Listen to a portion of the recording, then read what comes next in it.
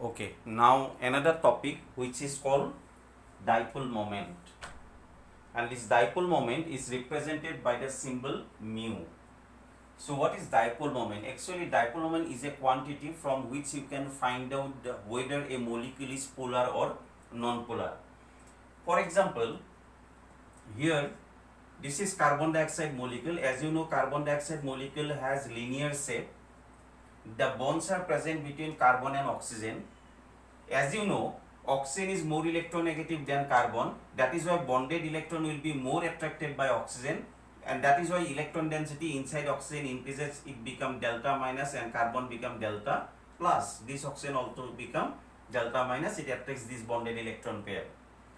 So here the molecule can produce some positive and negative pole. That means the molecule is polar, but experimentally it is found that the molecule is non-polar. Yes, the bonds are polar. Carbon oxygen bond is polar. Carbon oxygen bond is polar. But as a whole, the carbon dioxide molecule is found to be non-polar. If you want to explain why as a whole the molecule is non-polar, you can explain it by applying the concept dipole moment. So what is dipole moment? Actually, dipole moment value you can find out, but here no need to find out the value. This molecule have how much dipole moment value. There is a formula to determine the dipole moment value, but no need to find out the value. Theoretically, you should know this one have zero dipole moment or this one have some value. That we have to know, and from that concept we can find out whether the molecule is polar or non-polar. Actually, those molecule in which the dipole moment is zero, they are always non-polar. And if dipole moment is not zero, the molecule is said to be polar. So I will give you what is dipole moment. Actually, the definition of dipole moment, it is the product of magnitude of positive and negative charge, which is represented by Q symbol. Charge is represented by Q symbol, and the distance is represented by D symbol, and the distance between the center of positive and negative charge, between the center of positive and negative charge is called dipole moment, which is represented by mu symbol. Actually, to determine mu, dipole moment is equal charge into distance. When you multiply charge and distance, then you will get the value of your dipole moment. So this is one of the experimental quantity. Experimentally you can find out the value. Now this dipole moment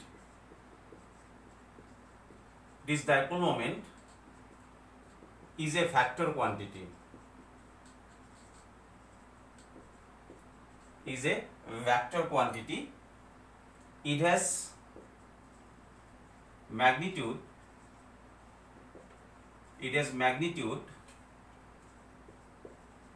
As well as direction. So it's a factor quantity. That's why you will get both magnitude and direction. And this dipole moment, if you want to represent for a bond, it is represented by putting an arrow like this. It represented by putting an arrow. The arrow is like this, and in which the head pointing towards the negative center and the tail of the arrow pointing towards the positive center. For example, if you consider HCl, since chlorine is more electronegative, chlorine attracts the electron pair towards itself. To represent the dipole moment for this bond, you have to represent like this. Chlorine attracts the bonded electron towards that side, and the direction of the dipole moment towards chlorine side. So like this way you can represent the dipole moment. Now I'll give you some example to determine dipole moment. But before that, you should know one thing. If the dipole moment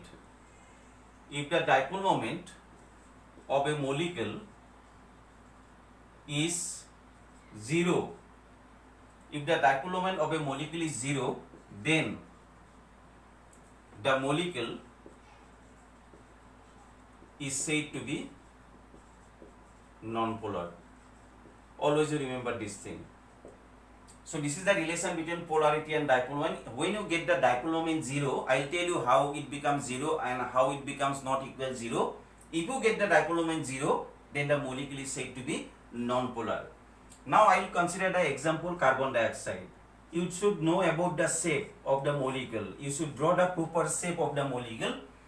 In Vespa theory, we have got the shape of different molecule. As you know, carbon dioxide is linear. So here, due to electronegativity difference, oxygen become delta minus, carbon become delta plus, oxygen become delta minus. So here the dipole moment of this bond towards this direction, and for this bond, dipole moment direction towards this oxygen. Since the dipole moment direction are in opposite direction, so one dipole moment cancel the another dipole moment. Ultimately, the overall dipole moment of the molecule is found to be 0. And that is why although the bonds are polar, but as a whole, the molecule is said to be non-polar because dipole moment is 0. Have you got it? Similarly, if you take another example, if you consider BCl3 molecule, boron trichloride, yesterday I have told you about the structure of BCl3. In boron, it do not have any lone pair, it contains only 3 bond pair, and that is why its shape is triangular like this with angle 120 degree.